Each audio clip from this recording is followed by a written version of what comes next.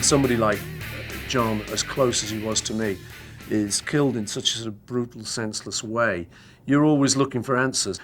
I'd wondered what happened, you know, and so I read this account that the ambulance arrived and took the now mortally wounded John in the back of it. And I'd read that the guy had said to him, "Do you know who you are?"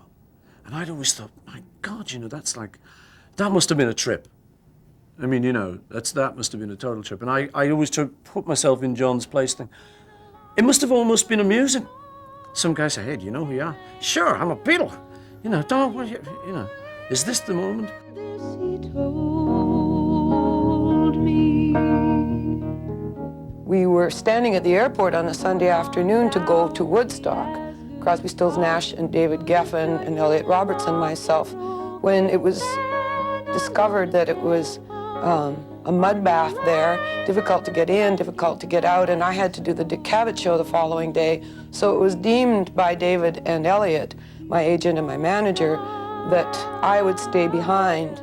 So I was one of the many who couldn't attend. And at that time, it was such an important event. There was a terrible sense of, you know, not being able to go to the party, you know. If you allow yourself to not know the answer for a while, Yeah. then you're available when That's you right. see the answer, you get it. But That's if you right. just, I'm afraid to do that, I'm just do it another way. So you got to be available. I do everything on hunches anyway. You know, Yeah.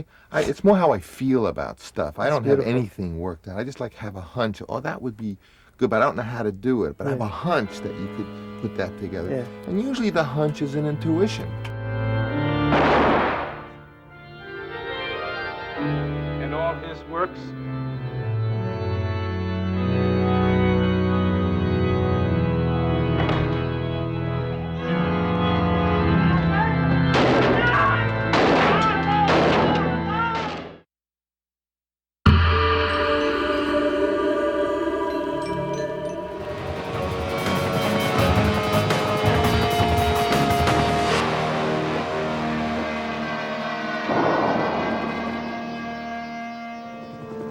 Suddenly, a flood of South Vietnamese Army helicopters carrying unauthorized refugees fills the skies over the South China Sea.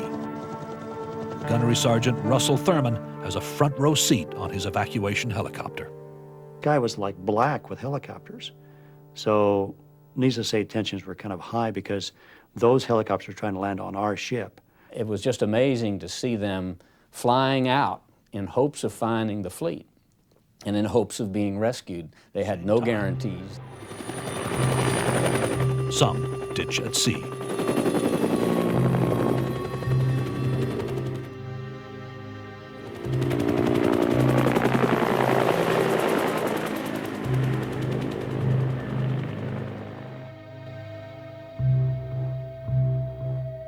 Sailors must push the helicopters over the side to make room for new arrivals.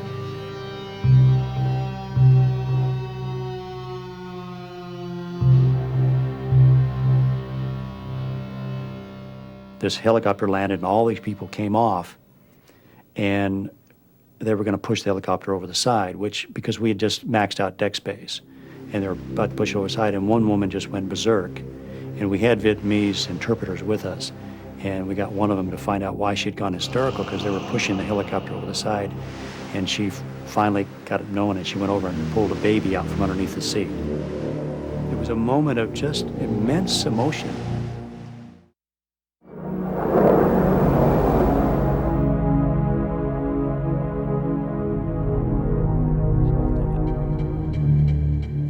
If you were on the left-hand side of that airplane, you saw those trade centers coming right up, and then felt that last sudden turn, you knew you were going in.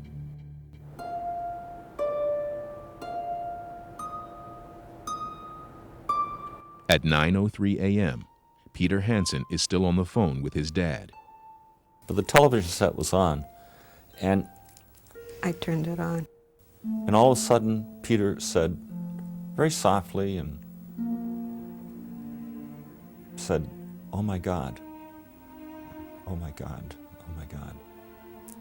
And I think I heard a woman scream, and then nothing.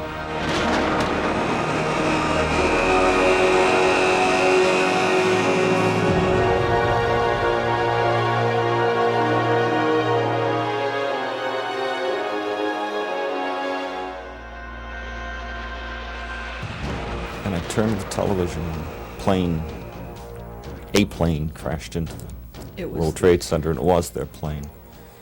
And so... And all I could say was, oh, I couldn't scream, couldn't cry, couldn't yell. All I said is, oh no.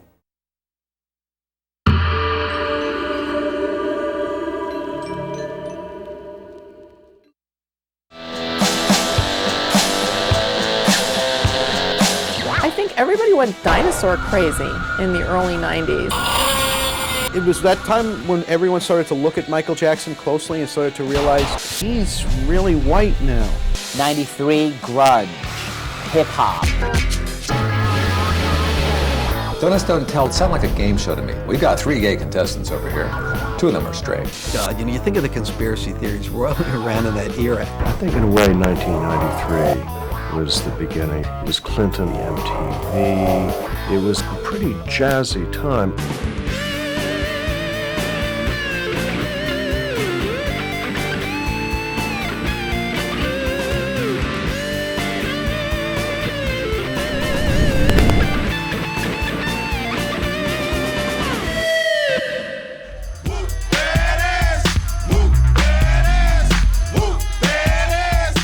Somehow it became one of the top tunes of the year. That's a bad song. I think it's one of those songs that you go, la, whoop, there it is, la, whoop, there. Your dads and your moms and your grandparents are all of a sudden, whoop, there it is. Really? Wow, that's sad. At the senior center, whoop, there it is. You can sing to it, you can rap to it, you can do anything to it. I think you could whoop to it, technically. I don't know that song. I know rolling down the street smoking Indo, sipping on gin and juice, laid back, with my mind on my money and my money on my mind. Dr. D.R.E.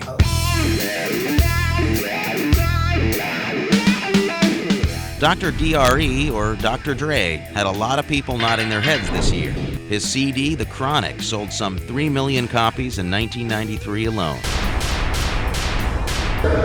The Chronic is kind of Sgt. Pepper for hip-hop, the hip-hop world. I mean, it's just incredibly important record, and it showed that Dr. Dre is a great record maker.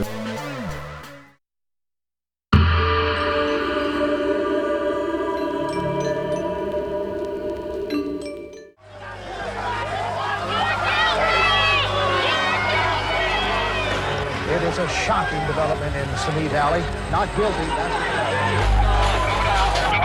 It's beginning to elude another one. This scene has really gone crazy out here right now.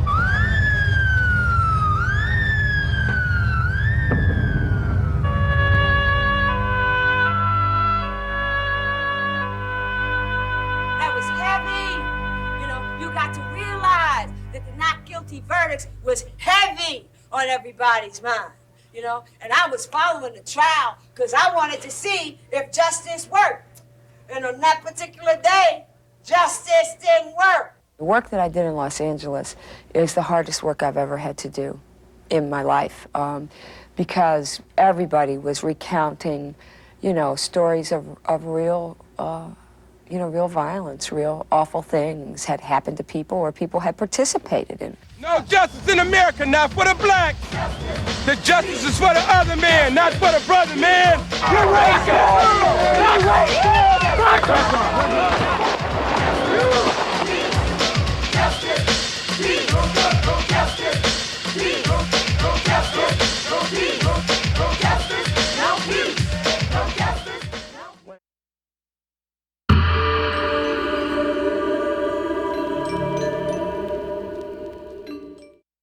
Welcome to the French Chef. I'm Julia Child. Let's start from the beginning again, Jeff.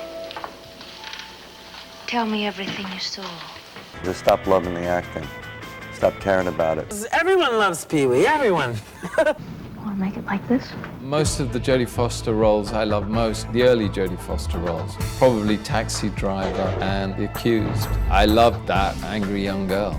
I'd like to play a glamour person. I don't know. I think people who know me know that I'm a really light person, not a particularly heavy, dark person. I know that Jodie remains very, very high on everybody's list. Jodie really doesn't get gossiped about because she doesn't court it. She's actually a very disciplined person, and that applies to her work and the way she runs her life. On April 4th, 1956, along with dozens of family and friends, she boarded the USS Constitution for the trip to Monaco. Hundreds of journalists had also booked passage, and 2,000 more waited at the ship's destination. There'll be none of the wedding party. Oh, no, none at all. Miss Kelly, the members of the crew of the This would not be a relaxing voyage for Grace.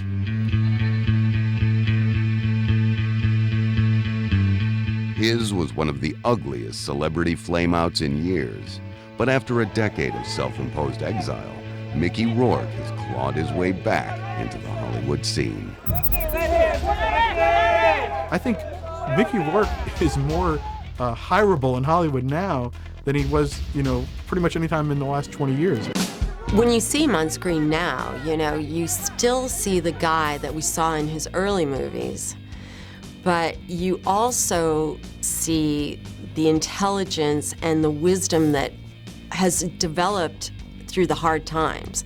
And yet, you never know what he might do on camera. He's still dangerous.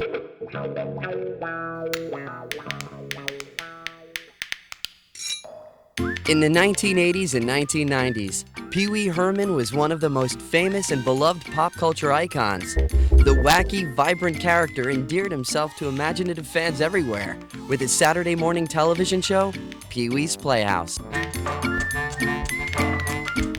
I think no matter what age you were watching Pee-wee's Playhouse, there's definitely the sense you're in on some small secret. It was always a strange show. I think if you were a kid, you felt like you'd found this crazy thing that your parents wouldn't understand, and if you're a parent watching it, you're watching it and thinking, my kid isn't going to get half of these references he's making, and God, I hope he doesn't.